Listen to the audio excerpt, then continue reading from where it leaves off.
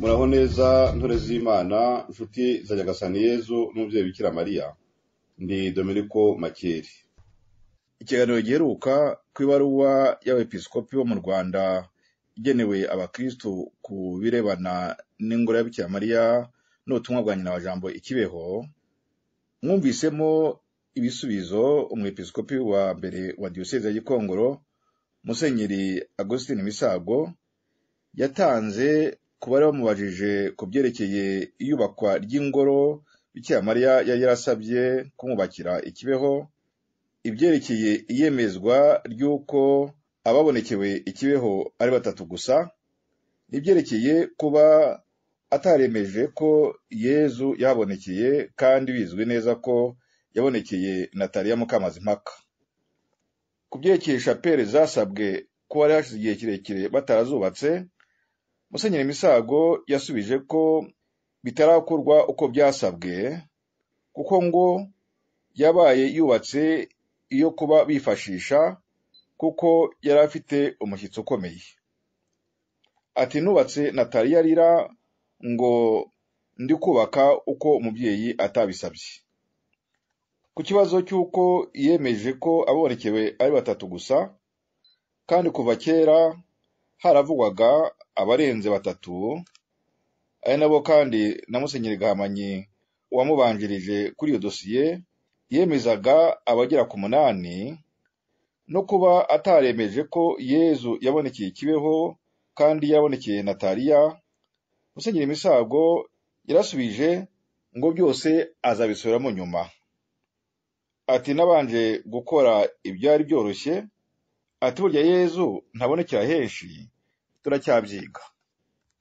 Namaze kumva ibyo bisobanuro, ndibwira nubwo Musenyeri Misago yitabye Imana yateganyaga kuzakosora ibyo yari yarakoze yihuta, azi neza kandi akavuga ko ku byerekeye shapeli byari bitarakorwa uko byasabwe, ko iriya shapeli iri Kibeho muri iki gihe yubakiwe kuba bayifashisha kuko yari afite umushyitsi ukomeye, ko ku byerekeye kwemeza ko Yezu yabonekeye Kibeho yarasubije ati turacyabyiga, burya Yezu ntabonekera henshi.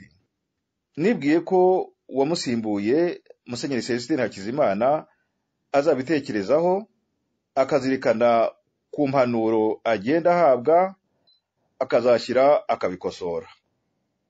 Maze gusoma inyandiko ya Musenyeri Edouard Senayobye wa diyoseze ya Cyangugu yitwa Le message sur les 2 chapelles à construire à Kibeho, usanga avanga ibyabwiwe Marie Claire Mukangango n'ibyabwiwe kandi bikerekwa Nataliya Mukamazimpaka ku byerekeye shapeli nini. Nzirikanye kandi ko mu kwerekana aho izo shapeli zombi zigomba kubakwa, Nataliya yarabyeretse Musenyeri Misago na architecte Henry Fitzgibbon wazanywe n'umuryango Our Lady of Kibeho Basilica Foundation wabashushanyirije. Bikagaragara ko iriya shapeli iri Kibeho, igice kimwe cyayo kigomba kuba kiri muri iyo shapeli nini, kandi ko Musenyeri Misago yivugiye ko yubakiwe kugira ngo babe bayifashisha, akayubaka yewe na Nataliya arira, arizwa nuko ngo ari kubaka uko umubyeyi atabisabye. Na Musenyeri Misago yaravuze ko kubaka shapeli bitarakorwa uko byasabwe. Nkabona ko muri iyo nyandiko ya Musenyeri Edouard Senayobye avuga ko mu kwezi kwa mbere k'uyu mwaka w'2025 Nataliya yamubwiye ko, ndavuga mu Gifaransa uko yabyanditse, dans l'exécution du projet, Monseigneur Misago a observé le message de la mère du Verbe et il a tenu à placer la chapelle là où j'ai marché au moment où la mère du Verbe me faisait circuler dans la maison qu'il est montré dans l'apparition du 17 juillet 1982. Ngo la voyante Nathalie ne manque pas à préciser qu'elle était bien d'accord. Narumiwe kuko uko kwivuguruza kwa Natalia ntigushobora kumvikana. Kuba Musenyeri Misago yaravuze ko igihe yayubakaga kugira ngo babe bayifashisha, Natalia yarariraga avuga ko ari kubaka uko umubyeyi atasabye. None Musenyeri Senayobye akavuga ngo Natalia ne manque pas à préciser qu'elle était bien d'accord. Kuba tumva igifaransa, Musenyeri Senayobye yagize ati, Natalia arahamya ko icyo gihe yabyemeraga ibyo kubaka iyo chapelle rero, kandi nyamara yarariraga. Ntiyaba arabyemeraga rero ngo abe yarariraga? Ibyo Musenyeri Senayobye yabyanditse ashaka kurengera ibyo abasenyeri banditse nk'ibaruwa yabo ko ngo chapelle ntoya y'ububabare burindwi bwa Bikira Mariya ari iriya iri Kibeho, ko ngo izabungabungwa itagomba gukorwaho. Bagize bati, mu kubaka iyo chapelle nini tuzitwararika kutagira icyo dusenya. Ingoro y'ububabare burindwi bwa Bikira Mariya izagumaho, ntizakorwaho. Musenyeri Senayobye avuga ko impamvu itagomba gusenywa cyangwa gukorwaho, ngo kuyisenya, avuga mu gifaransa, serait interprété comme une mise en question du discernement de ces pasteurs en matière du message de Kibeho. Ngo kuyisenya byabonwa nk'aho abashumba batashishoje bihagije igihe cyo gusuzuma ubutumwa bwa Kibeho. Ngo impamvu ya kabiri nuko mu kwemera kw'abakristu chapelle y'ububabare burindwi bwa Bikira Mariya ari symbole, ni ukuvuga urwibutso rw'amabonekerwa y'Ikibeho. Ngo barangije kwifataho akamenyero, ngo iramutse ishenywe byaba ari aguhomamunwa. Nimwumve uko bivuga mu gifaransa. Une autre raison, c'est la sensibilité de la foi des fidèles. Pour eux, le sanctuaire de cette douleur est le symbole des apparitions de Kibeho. Ils s'y sont déjà familiarisés. La destruction de ce sanctuaire dans leur sensibilité spirituelle aurait un impact de scandale. Ngo hari abakristo babwiye umwe mu basenyeri ngo twebwe abakristo twumvise havugwa ko chapelle y'Ikibeho yazasenywa kugira ngo hubakwe indi yirushije ubwiza. Nimubyemeza tuzaza turyame imbere y'amamashini azaza gusenya. Yabyanditse mu gifaransa ngo certains ont confié à un évêque leur appréhension. Nous les chrétiens, nous avons entendu dire que la chapelle de Kibeho serait détruite pour en construire une autre plus belle. Si vous décidez cela, nous viendrons et nous nous coucherons devant les machines qui viendront détruire. Nimunyumvire namwe izo mpamvu zitera abasenyeri kudashaka kumvira ngo bakore ibyo bagomba gukora, ibyo basabwe, kandi bazi neza ko iriya chapelle atari Bikira Mariya yasabye bagashaka kuyigirayo, bazi neza ko yubatswe aho itagombaga kubakwa. N'ibaruwa yabo kandi bati chapelle nini ubu turareba aho yakubakwa ku butaka bwa Kibeho, bakongeraho bati aho chapelle yiyegeranya ry'abatatanye izubakwa tuzahagena vuba tugendeye ku byo nyina wa Jambo yavuze mu butumwa bureba chapelle, kandi turebe n'ingano y'ubutaka buhari. Aho ni hehe rero? Nubwo Bikira Mariya yaherekanye akateza intambwe Natalia, n'ubu akaba agira ati uwo nahateje intambwe aracyahari, ese kuki mutamusanga nka kiliziya akongera kuzibasubiriramo. Ati ntimuzajye mu mpinga no mu nkombe zitegerana zitazahura. Ati kuki muntekerereza?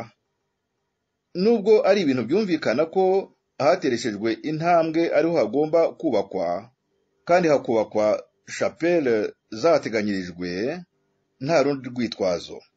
Musenyeri Edouard Senayobye mu nyandiko ye avuga ko asubira mu magambo ya Nataliya ubwo baherukanaga, agahakana ko Bikira Mariya atamuteresheje intambwe.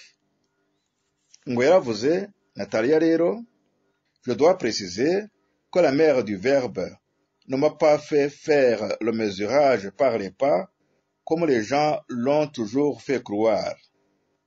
Je marchais normalement.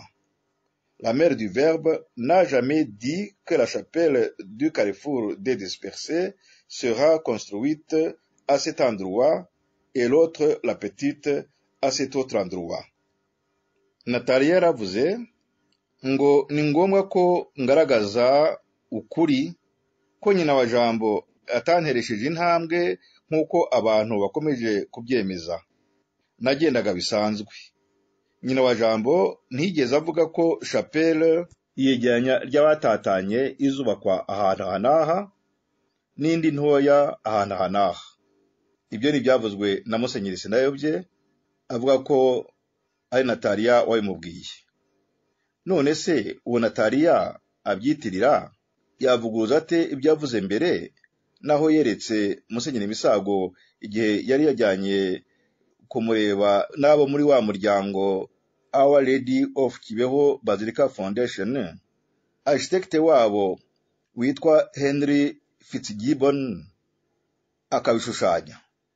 Yavuguruza ate ibyo twebwe abari bahari tukibonera uko yatezwaga izo ntambwe? Musenyeri Edouard Senayobye rero mu gushimangira ibyo bagenzi be nawe ubwe banditse ko bazagena aho chapelle nini izubakwa, dore ko bafata iriya nk'aho ariyo ntoya ubu yarangije kubakwa, birengagije ibyo Musenyeri Misago yivugiye ko yari yayubakiye kuba bayifashisha kuko yari afite umushyitsi ukomeye. Ati kandi nayubatse Nataliya arira ngo ndi kubaka uko umubyeyi atabisabye. Musenyeri Senayobye yagize ati il y a deux propositions. La première, c'est de construire la chapelle au côté droit de la chapelle de cette douleur vers la source d'eau. Une autre possibilité, c'est de la construire sur la colline dite Calvaire, là où se trouve actuellement le chemin de la Croix. Ni munyumvire namwe. Ngo barateganya kubaka chapelle nini hamwe muri aha hantu hakurikira. Ahambere ni ku ruhande rw'iburyo rwa chapelle y'ububabare burindwi bwa Bikira Mariya, iruhande rw'iburyo bw'iriya chapelle hari rero. Aha kabiri ngo ni ku musozi witwa Kaluvariyo, aho bakorera inzira y'umusaraba muri iki gihe. Musenyeri Edouard Senayobye avuga ko ibi yabyanditse ku busabe bwa perezida w'inama nkuru y'abepiskopi b'u Rwanda, nyakubahwa Cardinal Kambanda, kuko ngo usanga hari abantu kubera kutamenya bakwiza amakuru atariyo ku butumwa bwerekeye chapelle zigomba kubakwa. Aha nkaba ngira ngo mvuge ku izina ry'ingoro Bikira Mariya yasabye ko bamwubakira i Kibeho, mu gihe twebwe tuzi ko igomba kwitwa ihuriro ry'abatatanye, ko ariko Bikira Mariya yise. Musenyeri Edouard Senayobye na bagenzi be bavuga ko chapelle nini yitwa iyegeranya ry'abatatanye. Mu Gifaransa akavuga ko yitwa Carrefour de ceux qui sont dispersés. Carrefour. None se ubundi ijambo Carrefour ryasobanura iyegeranya cyangwa ihuriro? Iyo umuntu avuze ati tujye kuri Carrefour, abavuze ngo tujye kuyigeranya, Carrefour wakumva ko ari iki? shapele yindi Musenyeri Celestin Hakizimana yasengesheje bikabaza cyane Bikira Mariya wari wandikishije intoki ze aho yari yarubatswe, yitwaga ihuriro ry'abemera bose. Naho ingoro bo bita shapele nini tuzi ko yayise ihuriro ry'abatatanye, ntabwo ari iyegeranya ry'abatatanye.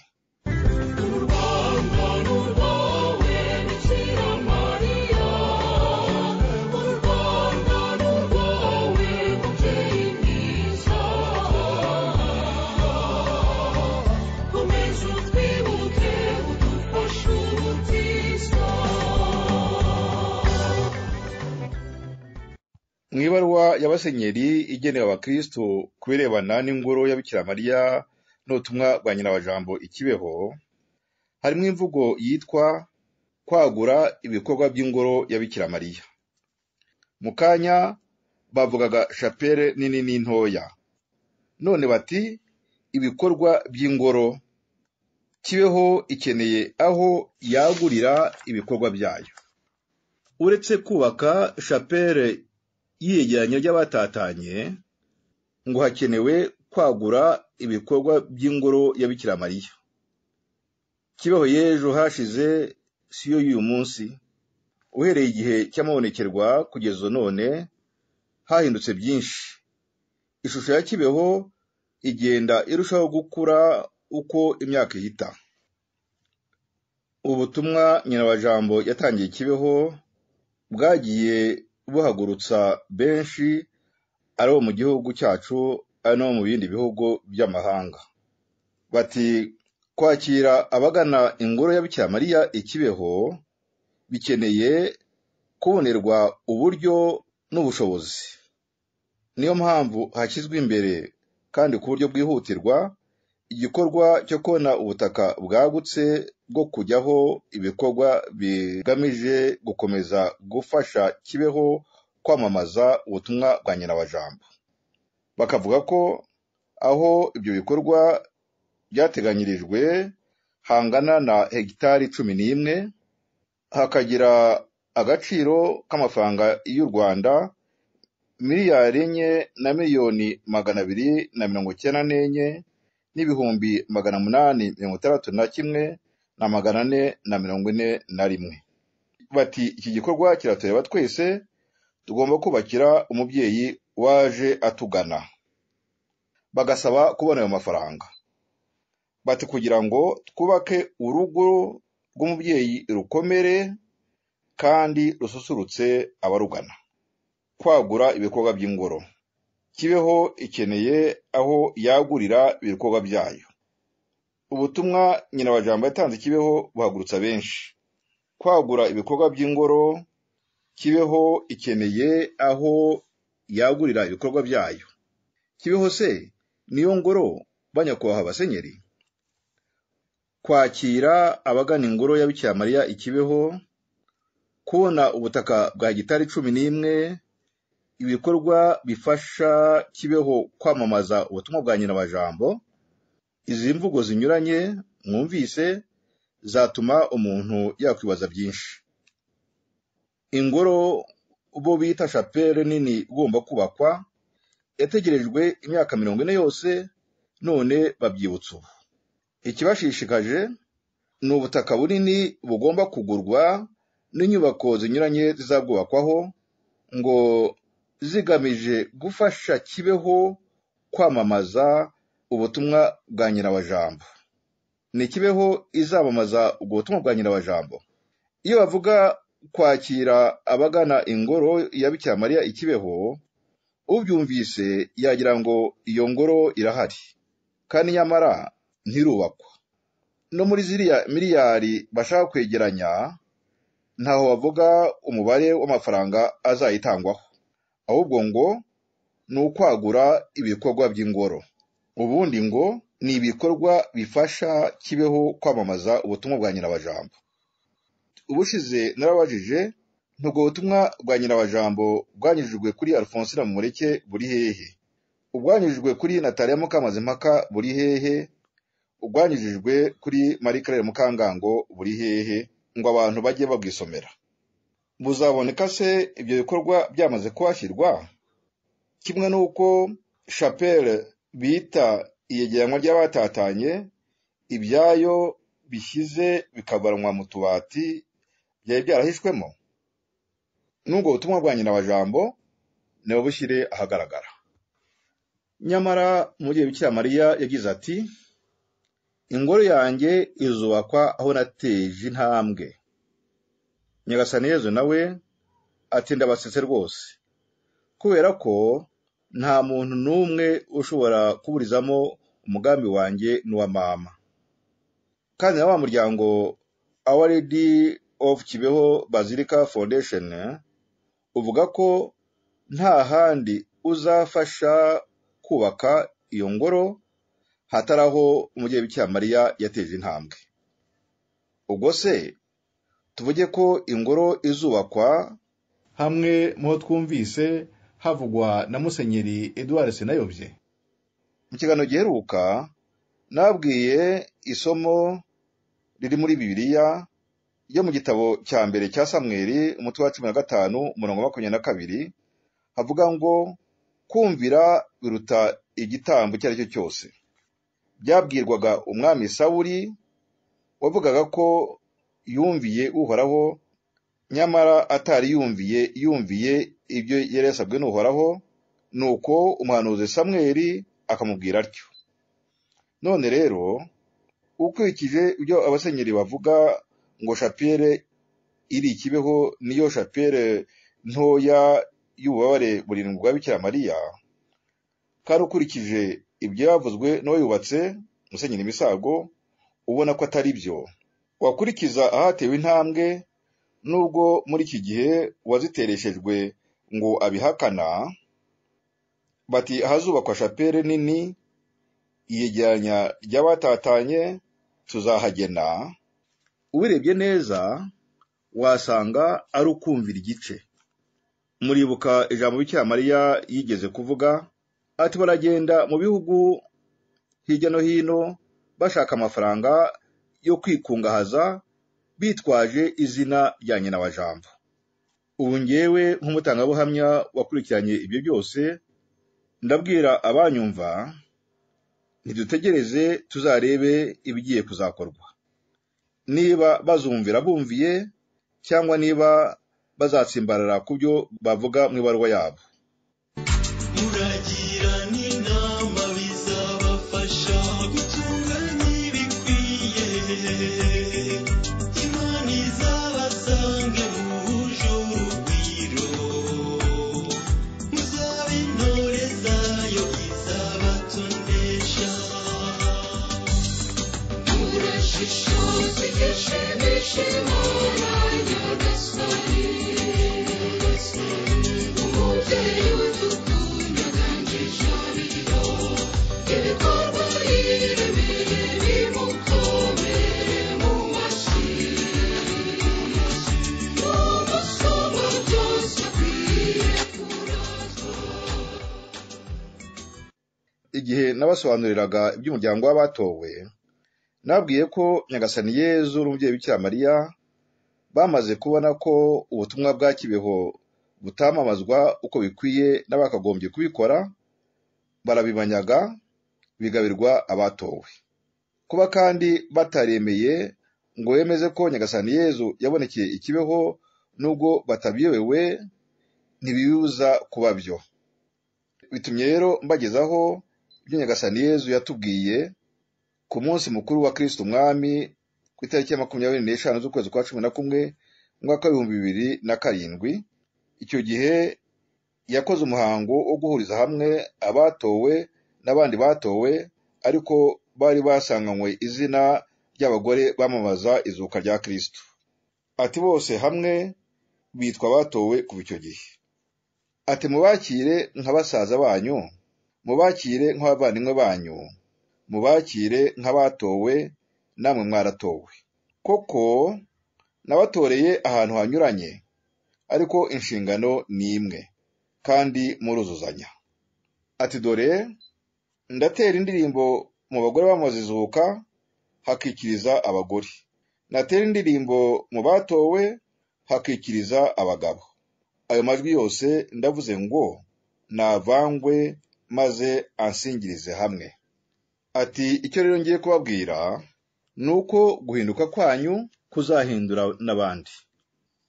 Mwigeze mwumva ko kiliziya ari imwe, niyo mwavuga ko mutabyumvise nabagaya cyane kuko mubivuga iteka mu misa. Koko rero kiliziya ni imwe itunganye gatolika kandi ikomoka ku ntumwa. Batisimu ni imwe ikiza abantu ibyaha. Nyagasani umwe, ukwemera kumwe, kiliziya imwe. Batisimu imwe, Imana imwe, umugengo wa byose. Mu Rwanda rero nabwiye kenshi ko kiliziya y'u Rwanda yugarijwe. Sinabibabwiye. Ntimwibuka ko nabwiye ngo musabire kiliziya? Mwebweho rero mwafashe inshingano yo gusabira kiliziya, byatumye mbabona nk'abahetse kiliziya. None ngiye kubavugururamo kiliziya imwe itunganye gatolika. Muzi icyo ngiye kuvugurura muri mwe? Ukwemera kubuganirwe mu mitima yanyu. Mwigeze mwumva havugwa la réunification de l'église? Mwumvaga se ko izatangirira hehe? Hari ababisengeye basaba bati Imana biduhe aba ari twe bitangiriraho. Hari abagerageje kubishyira mu bikorwa kugira ngo abe ari bo bizitirirwa, kuko bari bazi ko harimo ibanga rikomeye. Abo bose uko babikoraga narabyanze, kuko umugambi w'Imana ntabwo upfa kumanuka. Bikira Mariya yifujwe n'amasekuruza yose, ariko aho amariye gutorwa yaravuze ati kuva ubu amasekuruza yose azanyita umuhire. Nuko la réunification de l'église itangirira hehe ikarangirira hehe? Kwitangiriye kuri ba mwebwe. Ifite akahe kamaro? Nako kuvugurura ubukristu, guhuza abatataniye hirya no hino, noneho nkazabubakira chapelle yo kwahurizamo. C'est la chapelle de l'union. C'est la chapelle de l'église construite par Jésus lui-même. None se sinabwiye ko Kibeho mwayijyanye? Iyo chapelle nayisabye ikibeho banga kuyihashyira, none nayishyize mu mitima yanyu. Kenshi nabaciraga amarenga nkabona ko mutumva. Narababwiye ngo ishusho ya Kibeho mwarayitwaye, ntimwabyumva neza. Ndongera nti erega Kibeho ni ba mwebwe. Nterega Kibeho yabaye ba mwebwe, kuko uko yanzwe niko namwe mwanzwe, kandi Kibeho isohoreye muri ba mwebwe ntimubyumve. Ngiryo isezerano risohoye. Ya chapelle kiliziya yanze kubaka, mwebweho narayubakiye, kandi mugiye kuzayitaha. Ngiye kwihesha ikuzo. Mbahuje n'abatowe kugira ngo mureme kiliziya imwe itunganye gatolika. Gatolika muzi icyo bivuga? Bivuga universelle. Ni ukuvuga ngo idaheza, kuko ngiye gusenya inkuta z'amadini. Ahari bavuga ngo njyewe ntabwo mvuga rozari kuko ndi umurokore. Uri umurokore se? Warokowe ute wanga umubyeyi wanjye? Warokowe ute? Uranga kwinjira mu modoka ngo ushyizemo ngo urarokoka? Injira aho nkwereka, ureke kuvuga ngo njyewe ndi umurokore sinavuga rozari. Nyamara yivuge ni akabando k'iminsi kitwazwa n'abakazi kandi kakabakomeza. No kuvuga ngo sinavuga rozari ni ukwibeshya. Mbishatse wayivuga. Erega Bikira Mariya ni umubyeyi wanjye, kandi nanjye ndamwubaha. Bagore b'amazizuka ryanjye Kristo muzima, ndi umwami, kandi nabwiye ko ubwami bwanjye namwe mufiteho uruhare. La réunification de l'église itangire kuri mwebwe igamije iki? Guhuriza hamwe abatatanye mugasenga mutaryarya. Erega la réunification irakomeye. Padiri yarabahunze kuko ibyo mwavugaga byari birenze ubwenge bwe. Ariko nibamara kumva agaciro kanyu, bazabikubita imbere, bazabasaba imbabazi, bazababaza ngo nta bindi bababwiye. Abatowe ni bande? Ni mwebwe muremye kiliziya ivuguruye, muremye umutwe munini. Abatowe ni benshi, bazagenda baturuka hirya no hino, niyo kiliziya muzubaka. Hazaba n'abandi batowe bazaba bahagarariye abavuye mu yandi madini. Mwabyumvise ko la réunification de l'église yatangiriye mu batowe, ko ifite akamaro ko kuvugurura ubukristo, guhuriza hamwe abatatanye, ko Kristo azabubakira chapelle yo kubahurizamo, ikitwa la chapelle de l'union. Ati sinabwiye ko Kibeho mwayijyanye. Iyo chapelle nayisabye Kibeho banga kuyihashyira, none nayishyize mu mitima yanyu abatowe. Narabwiye ngo ishusho ya Kibeho mwayitwaye ntimwabyumva neza. Ntikibeho yabaye bamwebwe, kuko uko yanzwe niko namwe mwanzwe. Ya chapelle kiliziya yanze kubaka, mwebweho narayibubakiye. Murabyumvise se? Yezu ati nibamara kumva agaciro kanyu, bazabikubita imbere, bazabasaba imbabazi, bazababaza ngo nta bindi bababwiye. Ngibyo rero. Nakomeje kujya mbabwira ko mu ishuri ry'amabonekerwa tumazemo imyaka irenga 40 twigishirizwa na Nyagasani Yezu umubyeyi Bikira Mariya. Mbabwira ko twigiyemo byinshi, ndetse byinshi cyane, birimo ndetse n'amabanga y'ijuru. Mwumvise ko avuga chapelle y'Ikibeho bari baranze kubaka. Nongeyeho nti noneho bagiye kwiyubaka ubu, tugendeye kuri ya baruwa abasenyeri baherutse kwandika. Mwumvise ko Kibeho ubutumwa bwayo bwagabiwe abatowe. Ngaho rero umubyeyi Bikira Mariya na Nyagasani Yezu baratubwiye bati twaje Kibeho kugira ngo icyo dushaka kibeho.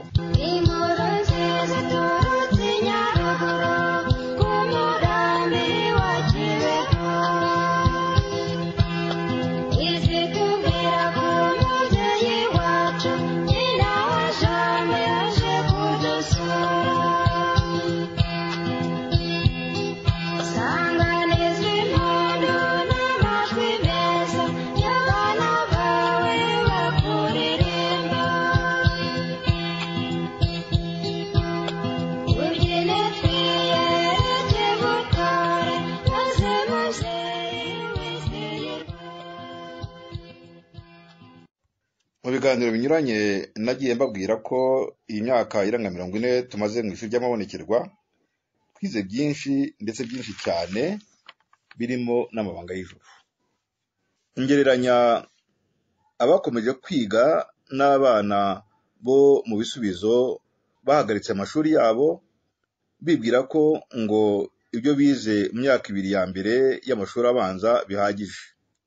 Nabwiye ko ibyo twigishijwe abo bo mu bisubizo badashobora kubimenya, igihe cyose bazahora bibwira ko ibyo bazi ari byo gusa, aho kudutega amatwi ngo batwumve tujye tubavungurira kuri ubwo bumenyi.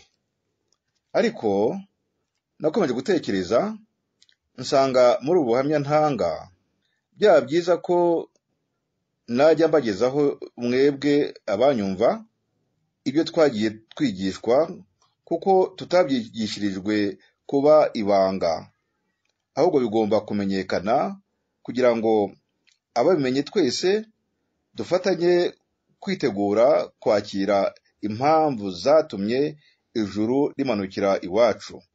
Igihe umubyeyi Bikira Mariya na Nyagasani Yezu bazaga Ikibeho, bakajya no kwigaragariza ahandi harimo ndetse no mu magereza. mu byo baduhishuriye harimo ko bazagumya gutanga ubutumwa bw'inyigisho, impanuro n'imiburo igihe cyose icyatumye baza kizaba kitaragerwaho. Twahishuriwe ko Nyagasani Yezu nk'uko n'ubundi yari yabivugiye Kibeho abinyujije cyane cyane kuri Segatashya Emmanuel, ari mu nzira zigaruka. Azaba azanywe no guhemba no guhana.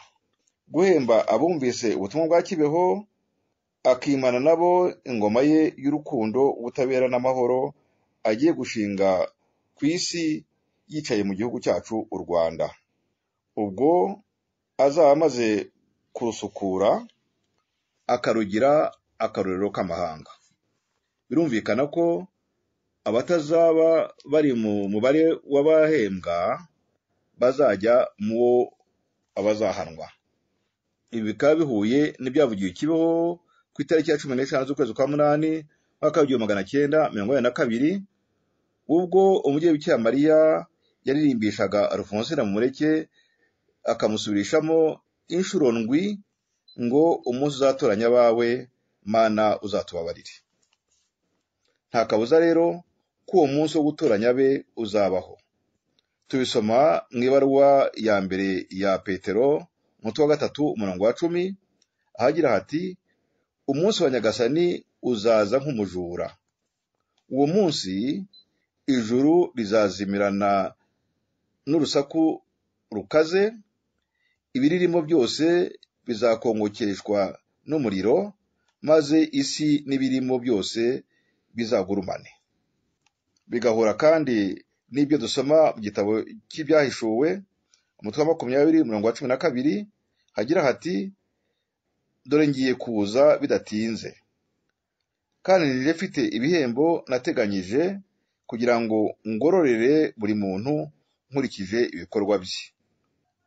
Nabasobanuriye ko abatowe bahawe kwamamaza ubutumwa bwa Kibeho, kandi ko gushinga uwo murimo byatewe n'uko abakagombye kuwukora batabikoze kandi batabikora uko bikwiye.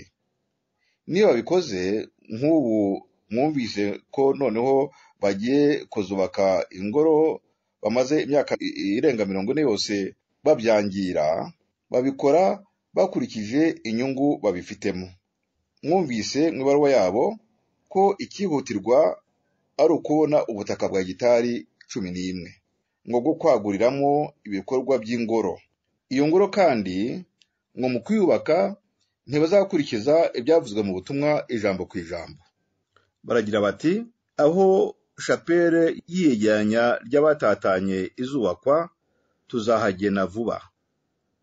Kandi tugendeye ku byo nyina wa jambo yavuze mu butumwa bureba chapelle, kandi turebe n'ingano y'ubutaka buhari. Nyumvira nawe, bazahagena vuba se bate kandi ari ahantu hasanzwe hazwi herekanywe duhari tubireba? N'uwo ubwo butumwa bwanyujijweho akaba yaraheretse Musenyeri Misago igihe yari kumwe nabo muri wa muryango Our Lady of Kibeho Basilica Foundation, architect wabo Henry bari kumwe akabishushanya. Nubwo muri iki gihe bamuvugisha ibinyuranye n'ibisanzwe bizwi, ntibazanyuranye nabyo ngo bishoboke. Niba nashoboka kubera igitugu, umubyeyi Bikira Mariya yavuze ko bazaba bubakiye ku musenyi. Barakomeza muri iyo baruwa yabo bati, kubyerekeye ingano ya chapelle hazubakwa ingana n'ubutaka buhari. Bati, mu kubaka iyo chapelle nini tuzitwararika kutagira ibyo dusenya. Ingoro y'ububabare burindwi wa Bikira Mariya izagumaho, ntizakorwaho. Nimwongere mu nyumvire. Kandi nyamara batarategeka Nataliya guhindura ngo abogamire ku gushaka kwabo, yari yariretse abo muri ya kipe yabo muri Our Lady of Kibeho Basilica Foundation ko igipande kiriya chapelle bita iyo bubabare burindwi kandi atari byo, kuko na Musenyeri Misago yabyivugiye avuga ko ibyo kubaka chapelle byari bitarakorwa uko byasabwe. ko yabaye yubatse iyo kuba bifashisha, kuko ngo yari afite umushyitsi ukomeye. Icyo gipande cyayo rero kigomba kubarirwa mu ngoro nini, ukurikije ukuri k'ubutumwa, kigomba gusenywa. None ngo bemeje ko itazakorwaho bitwaje za mpamvu zavuzwe na Musenyeri Edouard Senayobye, z'uko ngo abakristo babibona nabi, ko ndetse bazajya no kuryama imbere y'amamashini yo gusenya kugira ngo babihagarike. Nimwongere kandi munyumvire, abasenyeri ntibazakora kuri iyo shapere kugira ngo bashimishe abo bakristo nk'aho bayishenye kugira ngo bashimishe Bikira Mariya bakora ibyo yasabye. Barongera bati, ku byerekeye ubwiza ndetse n'ubunini bw'iyo shapere, nyina wa Jambo ntiyashatse shapere y'akataraboneka, ntiyashatse ko zaba nini cyane cyangwa se zaba zifite ubwiza budasanzwe. Bakavuga ibyo yabwiye Marie Claire Mukangango, kandi atari we weretswe ubwo bunini n'ubwo bwiza bw'iyo shapere. Kuba bavuga ko yabwiye Nataliya mu ibonekerwa ryo ku itariki ya 24 z'ukwezi kwa 6/1982 ngo si ngombwa ko mwubaka shapere imeze nk'iyi ubona, kuko mutashobora kubona ibyo mwayubakisha bimeze nk'ibyo ubona. Ibyo ntibisimbura ibyo yamweretse kandi yamubwiye hanyuma ku itariki ya 4 y'ukwezi kwa 9/1982, ubwo Nataliya mu gutangarira ubwo bwiza yarabonye yagize ati, nta muntu washobora kuzubaka. Bikira Mariya yaramusubije ati, wowe ibyo ushinzwe ni ukuvuga ibyo wabonye, si wowe uzubaka. Iryo jambo rya Bikira Mariya niryo rifite agaciro kuruta ry'abasenyeri bavuga ngo ku byerekeye ubwiza ndetse n'ubunini bw'izo shapere, nyina wa Jambo ntiyasabye shapere y'akataraboneka. Nyumvira nanone, niba se atarabishatse yazerekaniraga iki? Nataliya wabyeretswe yasabwe kuvuga ibyo yabonye, abwira abagomba kuzubaka bagakurikiza ibyo ababwiye.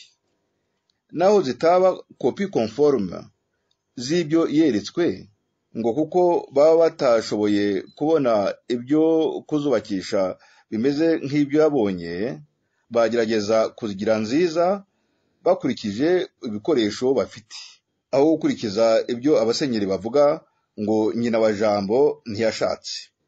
Ahubwo ibiramambu, nyina wa Jambo yashatse ko abo Nataliya azabwira uko yabyeretswe bazagerageza gukora nkabyo. Kuvuga kandi ngo nyina wa Jambo ntiyashatse ko zaba nini cyane, nabyo sibyo, ni ukumuvuguruza. Uko yashatse ko zaba zingana yarabyerekanye, ateresha intambwe. Inini ntigomba kugira munsi y'intambwe 60, intoya nayo ntigomba kugira munsi y'intambwe 30. Se ko bavuga ko iriya yubatswe ikibeho ariyo shapere y'ububabare, ifite ibipimo bihwanye n'ibyo iyo ntoya Nataliya yeretswe? Ibi byose mbigarutseho nzirikana ubutumwa umubyeyi Bikira Mariya yatanze, avuga ko abasenyeri ba mbere y'umwaka w'1994 bagiye batumwaho ntibumve byabwiwe ngo bumvire. Yagize ati, njyewe n'umwana wanjye tubabazwa na message zimwe twatanze bakazahindura uko bishakiye. Iyo mvuga ko abasenyeri bo muri iki gihe imikorere yabo ntaho itaniye n'iy'ababanjirije, ntaho mba mbeshye. Niba Bikira Mariya agira ati, njye n'umwana wanjye tubabazwa na message zimwe twatanze bakazahindura uko bishakiye, haraho bitandukaniye se n'ibyo mwumvise muri ya barwa y'abasenyeri kubirebana n'ingoro ya Bikira Mariya n'ubutumwa bwa nyina wa Jambo ikibeho, aho bagenda bavuga ngo nyina wa Jambo ntiyashatse kandi nyamara ahubwo yarashatse. Nabo rero nk'uko Bikira Mariya yavuze ati, tubabazwa na message zimwe twatanze bakazihindura uko bishakiye, aba nabo ntimwumvise se ko nabo bahinduye uko bishakiye message zerekeye iyubakwa rya chapelle naho zigomba kubakwa? Mu butumwa bwo ku itariki ya 20 z'ukwezi kwa gatatu muri mwaka w'2025, Nyagasani Yezu yaravuze ati kimbabaza ni ukubona bahindura umugambi wa mama n'ibyo yasabye. Agasoza agira ati ndabasetse rwose, kubera ko nta muntu n'umwe ushobora kuburizamo umugambi wanjye n'uwa mama. Nanjye mu gusoza iki kiganiro ngize nti reka tuzarebe uzaba akiriho n'umwana w'umunyarwanda. Mukomeze kugira umunsi mwiza cyangwa ijoro ryiza bitewe n'aho muri naho ubutaha. yemwe mwe mubitse ubwenge nimuhaguru